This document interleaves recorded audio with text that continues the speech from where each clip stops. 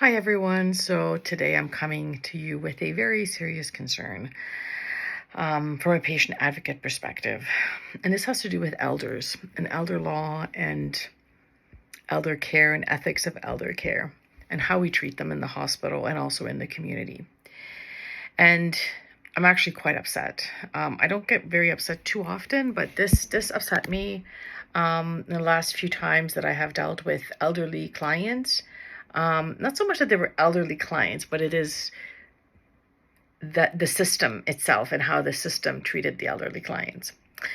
And one of the things is very easily, instead of treating acute conditions, a lot of them are just pushed aside. Well, they're just going to die.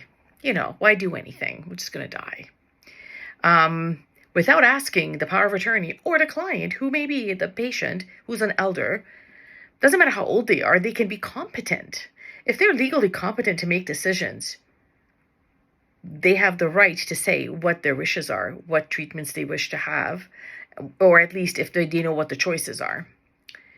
And what I'm seeing is lately, and this is random, not just one hospital or one doctor or one condition, but it just seems that elders are kind of like pushed almost to the side, and decisions are being made, and these are competent people, and even power of attorneys or next of kin are not even asked what is their wish, meaning the patient's, the client's wish, when it comes to end of life. And these people are not even end of life yet, but they're already treated as if they are. This is so inappropriate.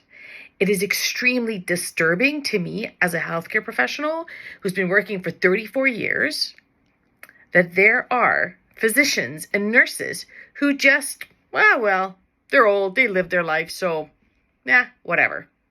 No, it's not whatever.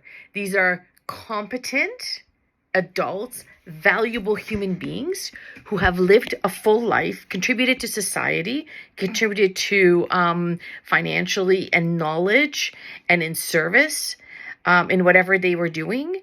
And now, whether they were a homemaker, whether they were an engineer, whoever they were, it doesn't matter. They deserve to be treated with respect and as competent adults, not as some, oh, well, they lived their life. Oh, well, they have this, so they only have a few months to live. So what? No matter how much time they have to live, you still treat them with respect, and you still treat them with their condition, whatever that may be. I don't know why this is so difficult to understand in the healthcare system, but this is disturbing. And so as a patient advocate, this is one of the things I teach clients, is how to communicate this information to the physicians, the facilities, and also to respect and to follow through with the wishes of the elder, the patient, no matter how old they are, and they may be competent, but to help them get that decision through to the medical professionals. There is absolutely no reason not to treat them with respect and as a viable human being until they drew that last breath. And until then, even then, you do it with dignity and respect and humility and humanity, and you treat them and you give them help, and you do spiritual care and physical care and emotional and mental and all the things that they deserve. Because this could be your father, your mother, your uncle, your aunt. I don't even know what the words are. And this is an extreme frustration on my part, because I am disturbed that my colleagues would do this and would not stand and advocate for someone that could have been their parent or their loved one, who are now old and who are maybe frail or have a certain disorder. That doesn't mean they're not competent, that they don't understand what's going on. They're fully aware. And some of these clients are smart people. They have things are like still running really smooth. They don't have any other issues besides that their body's frail. Their mind is sharp. They deserve to know, and they deserve to be treated as such. So I had to get this out of my system because it's extremely frustrating to see this. And it's an ethical issue. It's a code of conduct and a code of ethics issue and standards of care issue and best practice guidelines. How can someone treat an elder any differently than another human being just because, well, they lived their life, so they're going to die anyway? That is a horrible excuse. So, yeah, this is not okay. And I recommend people come talk to me, please. I'm very happy to have this conversation with anyone and help them to make sure that their loved one gets proper care, but also how to speak, and also making sure that they have done the legal work, as in they have a will and they have designated a power of attorney, and that they know exactly what they want at the end of life care, or no matter what happens to them in the hospital. This is extremely important, and a lot of families do not do this.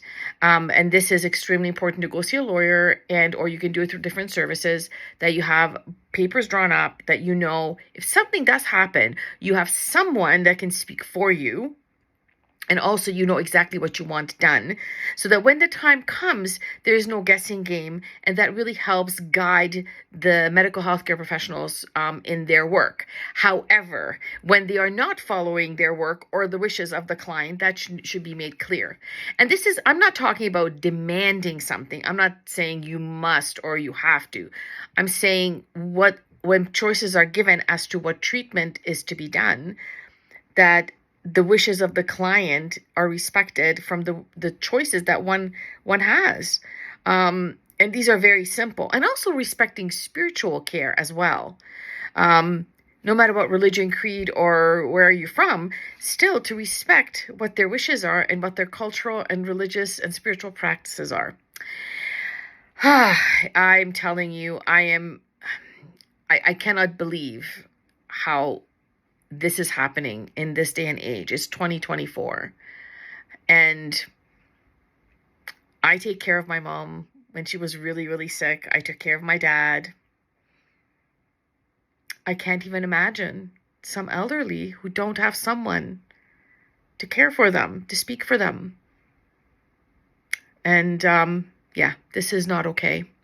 It's a horrible mistreatment of the elderly. And so I implore my healthcare professional colleagues to pay attention to this, advocate, and speak out. Because one day, all of us will be on that end as well. And so let's treat everyone the way we would like to be treated, and the wishes that we would have, and that we are respected. So we should also respect others and treat them with dignity and with humanity. Have a good evening. Oh, just a quick note. My website is soon going to be coming up, Bata International Group Incorporated, and new programs are going to be released this week. So please check it out. I will be making more announcements. Take care.